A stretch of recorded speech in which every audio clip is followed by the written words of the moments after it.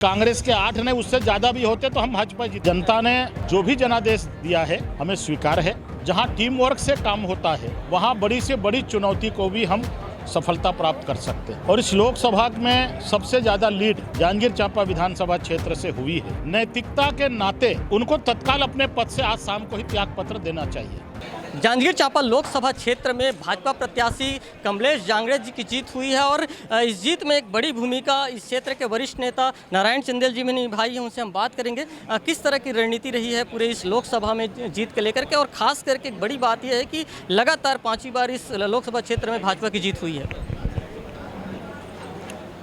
देखिए, ये जो जीत है हम सब कार्यकर्ताओं ने मिलकर के टीम वर्क के साथ में काम किया, सामूहिक नेतृत्व के साथ में काम किया और भाजपा का हर एक कार्यकर्ता इस भाव से चुनाव लड़ा कि प्रत्याशी मैं स्वयं। सब लोगों ने अपने आप को प्रत्याशी मानकर, अपने आप को मोदी जी मान करके इस चुनाव में सब लोगों ने काम किया। और जहां टीम वर्क से काम होता है वहां बड़ी से बड़ी चुनौती को भी हम सफलता प्राप्त कर सकते हैं। सभी विधानसभा क्षेत्रों में हमारे कार्यकर्ताओं ने मैदानी स्तर पर काम किया, ग्रास रूट पर काम किया, गांव-गांव गए, घर घर गए, व्यक्तियों से मिले, प्रदेश सरकार की योजनाओं को, भारत सरकार के जन कल्याणकारी कार्यक्रमों को हम सब लोगों ने घर घर तक पहुंचाने का प्रयास किया। और इस लोकसभा में सबसे ज़्यादा लीड जांजगीर चांपा विधानसभा क्षेत्र से हुई है। करीब 28,000 की लीड मिली है। मैं हमारे सभी कार्यकर्ताओं को जांजगीर चांपा विधानसभा क्षेत्र के और पूरे लोकसभा के सभी भाजपा कार्यकर्ताओं को बहुत बहुत धन्यवाद देता हूं, आभार व्यक्त करता हूं और जनता के प्रति मन के अंतःकरण से अत्यंत विनम्रता से धन्यवाद ज्ञापित करता हूं, जिन्होंने भाजपा के ऊपर विश्वास व्यक्त किया है।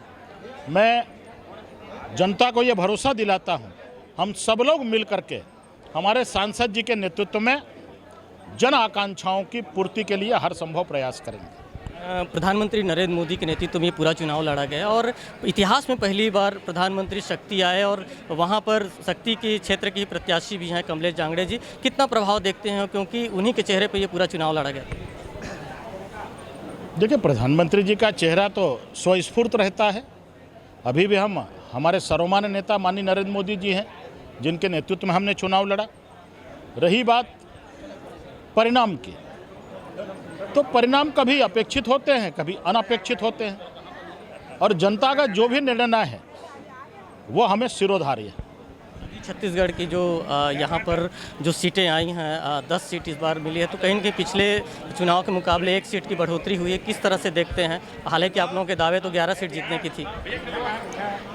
मैंने कहा ना कि जनता ने जो भी जनादेश दिया है हमें स्वीकार है और हम जनता के प्रति आभार व्यक्त करते हैं। अगर हो सकता है कि 1 सीट ना आए, हम बैठ करके उसकी समीक्षा करेंगे, कहाँ कमी रह गई। विकास की क्या प्राथमिकता होंगी? कहीं न कहीं एक माइल स्टोन भी बना करके तैयारी होती है कि पूरा बड़ा लोकसभा क्षेत्र है, 8 विधानसभा क्षेत्र है। देखिए, सब लोग, मैंने आपको कहा ना कि सब लोग मिल करके प्रयास किए। आप लोग कह रहे थे कि कांग्रेस के 8 विधायक हैं, अब वो कहाँ गए? मैंने आपको उस समय ही कहा था कि कांग्रेस के 8 ने उससे ज़्यादा भी होते तो हम भाजपा जीतती इस लोकसभा से। मैं कांग्रेस के सभी विधायकों से नैतिकता के आधार पर इस्तीफे की मांग करता हूं।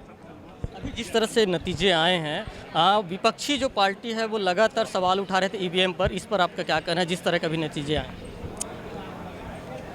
ईवीएम का तो सामने आ गया, परिणाम सामने आ गया और अभी भी कांग्रेस को अगर ईवीएम पर शंका है तो वो जाने। अभी तो ईवीएम के बारे में कुछ नहीं कर रहे हैं। लेकिन मैं जांजगीर चांपा लोकसभा के जितने भी कांग्रेस के विधायक हैं, 5 महीने में उन्होंने अपना जनाधार खो दिया है और इसलिए नैतिकता के नाते उनको तत्काल अपने पद से आज शाम को ही त्याग पत्र देना चाहिए और नहीं तो भीमा तालाब में पानी अभी भी बचा है। ये थे हमारे साथ नारायण चंदेल जी, जो भाजपा के वरिष्ठ नेता हैं, और उनका साफ तौर पे कहना है कि सबने मिल कर के यहाँ पर मेहनत की, जिसकी वजह से ये जीत हासिल हुई। और उन्होंने कहा है कि विकास की जो प्राथमिकता है उस प्राथमिकता पे वो काम करेंगे। साथ ही साथ उन्होंने कहा है कि सभी वर्ग के विकास के लिए जो पार्टी काम कर रही है उस पर आगे भी काम किया जाएगा। राजकुमार साहू, IBC 24, जांजगीर।